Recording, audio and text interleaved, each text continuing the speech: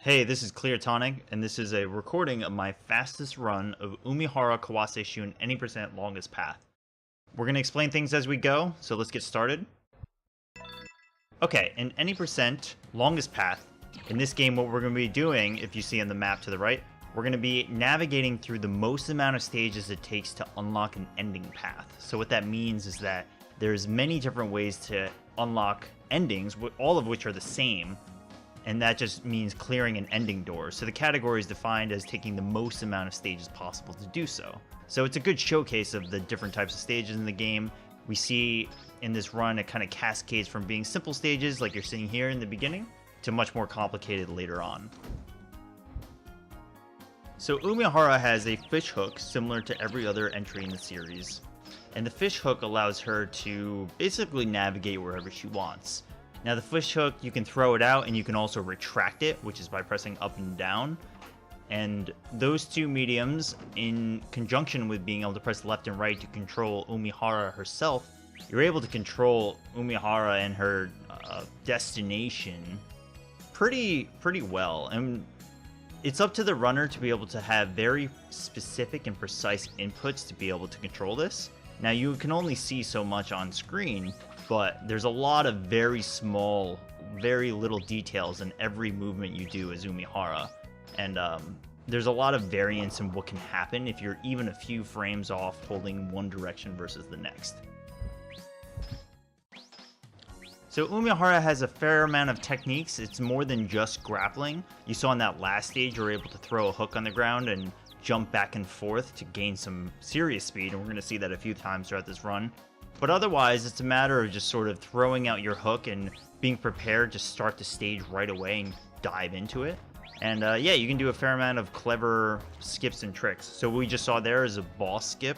You're supposed to kind of wait out the boss, but if you do a clever hook, you're able to bypass it entirely, which is nice. The first game didn't allow you to do that. You would have to fight the boss no matter what. Here we see a stage where things don't go exactly as planned, but I think that kind of showcases what can happen in this run. You have to be very prepared for the backups. Things don't always go as planned because this is the kind of game that's designed for ILs, which is individual levels. So putting together a full run just means that you kind of have to be prepared for everything. So here I take an unfortunate hit by one of these minnows, but again, it's all about the backups. You gotta be ready to capitalize, and you have to be ready to sort of plan around the failures so that you can still make it work. So recovering from there took a little while, but it certainly was faster than taking a death. Okay, so as we're cruising along here, we get into the slightly more complicated stages, the bigger stages. Now, this particular stage is definitely one that showcases how enemies are a problem, right? So enemies are both set in that some of them are just preset based on the map, and then others are random effectively random, based on your exact positioning and the timing on the clock. So you have to be very, very careful for enemies that spawn and can hinder you. Now, enemies in this game, they can either damage you, which effectively takes your life on contact, or they can throw out projectiles to stun you, or some enemies, their contact will stun you, and there's various amounts of stuns. Sometimes you'll just lose the ability to throw your hook for like half a second, and then it can be all the way up to straight up losing control for about 3 seconds. So it's very, very much you need to know every enemy throughout the game. Now, there's not a ton of enemies, but you will see in the boss fight later that stun can be very, very deadly. So we're going along here. The stages are getting a little bit more complicated as we go. The idea is that the hardest stages are going to be at the end of this run. So I feel like this run is it's a very good sort of overall approach to Umihara Kawase Shun. You get the easy stages at the beginning, you get this slight ramp up, we get a boss fight right here, we have another boss fight later that we actually have to do and can't skip, and then you have some really challenging stages coming up soon. Okay, so we're at the first official boss. So this is a very typical style Umihara boss, and that basically you have to survive the boss long enough. Now this happens to be a boss that you can actually capture the enemy, and which is what we need to do. There's 3 phases of squids, and we need to get through all 3. But as you saw in that first phase, if the squids just kind of plummet into you, they kind of disappear, and that counts as capturing them. The first two phases are pretty set. Final phase is kind of crazy, as you can see here. And this is what I was talking about before with a stun, that it can be quite dangerous and that you lose control. Luckily, this type of stun isn't so bad, and there's another type later that is much worse, so we're going to watch out for that. But that's a pretty decent squid fight. We're moving on. Okay, so this is where the stages definitely start to ramp up. Now, a lot of these are kind of big play hooks, and they kind of have to just go for it. So in this stage in particular, what we have to do is pull down this block and then make the cycle before the block rises back up. So you kind of have to set yourself up on the right side of the platform just like this, and you kind of swing up and make sure that you get up to the second platform and then make it before it all the way comes back up. So it's pretty stressful, and you know, one failed input here and there could cost everything. Okay, so floor 39 in my opinion is probably the hardest stage, and it doesn't even look that bad, but I think this stage is kind of exemplary of what kind of things this game will throw at you. There's very, very tight movements and tight jumps everywhere, and specifically when you're trying to go fast. It's one thing to just kind of do your best to clear the stages one by one and take your time, but trying to do this all quickly in succession is not only stressful, but actually quite hard. And once we get to this final area up here, you see the first instance of ice blocks, I believe, in this run. And ice blocks just mean that you cannot grapple them, so you kind of have to platform around them. Now, this hook is to end 39 is very, very scary. It seems like it wouldn't be too bad, but it's very deceptive. And I'll say that is kind of a common theme throughout this run, is that some of these hooks are just incredibly deceptive.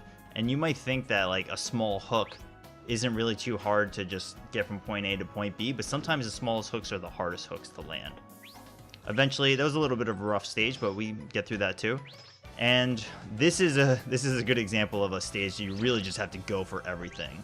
Now, that shark is kind of blocking the casual player's way, but if you do a smart hook and you can time it correctly, you can just take him out. So, okay, so this stage, I believe this goes pretty well here. This is sort of where you start to see kind of advanced mechanics, right? Yeah, this went actually very well. But the game is definitely starting to test your limits, even as a casual player, as to what you can do. Okay, so I threw out a hook there. No good. The previous stage was really good. Threw out a hook, didn't quite make it. I think I go for it here, and yeah. Okay, so this is the way this is supposed to look. You're supposed to kind of navigate the underside of these platforms and then just swing your way through. So that was actually super clean after the first death. Okay, so I think this stage is a little rough too. So some of these stages are actually quite challenging. Yeah, I took a death, right? In that you have to do them all in one fell swoop. So you see here that there's these 4 platforms that you need to navigate. And if you take even just a little bit too long on one of them, you can really get caught up, and you actually won't even be able to make it to the next one. Yeah, so I unfortunately suffer here a little bit, and I have to start over again. This stage wasn't exactly clean, but again, like I was saying before, you have to be prepared, and sometimes the backups are just like going to save you. And eventually, once you get back up to speed, you know, you're gonna platform just like you did before, and that's what we saw in the second part of that run, or that stage. So we're back in. Okay, so we're at the last boss of this run, which is the Blowfish. Now, this is definitely the most, how do I say, janky boss, okay? So what you need to do with this guy is wait for him to be close to you so you can hook him, and then you need to sort of launch yourself into him, or cleverly launch your hook to be able to ricochet. So the way this guy is defeated is by ricocheting him off of any wall a certain number of times, and he gets redder and redder, and he will eventually pass out. But the problem with this boss, and I was talking about stun before, is that this guy gives you the worst type of stun, and that stun is really, really dangerous. It leaves you incapacitated, and you cannot move, and you're in this state right here, sort of like out of commission for multiple seconds. I think it's about 2.5. So you have to play this very safe, and it's very unwieldy, because this guy can move in mysterious ways, and you can get knocked in mysterious ways, and it's very difficult to do consistently.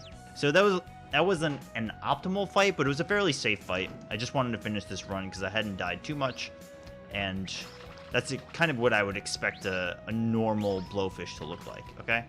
Alright, so we're going into the last stage. I do remember I took a death here, but yeah, in the final stage, you kind of get through the last boss. You're hopefully happy that you haven't died too much in this run because it's quite stressful and hard. Yeah, I think this stage, that hook, that's an odd hook because it should have worked in my opinion. I've done that kind of jump many times, but for some reason, with that platform going up, it didn't quite make it. So we're gonna do it again. This will be the last attempt here. But the idea in this last stage is that you can go to the right and be a little safer with your movement, but if you're, you know, playing at a speedrun level, you can do some underside movements to catapult yourself up. So that's what we're gonna see here. Very scary. That was actually really close to losing it. So we're gonna scale our way up. And that's it. So that's the run. It's quick, it's fast. There's some really difficult stages about halfway through, and I feel like it's a good demonstration of what happens in this game. You know, you get the full picture. Some of the stages in the beginning are kind of simple. You get some boss fights, you get the more challenging stages, and then you try to finish it out with a, you know, strong boss fight and a strong final stage. So that's it for the run. Thanks for watching.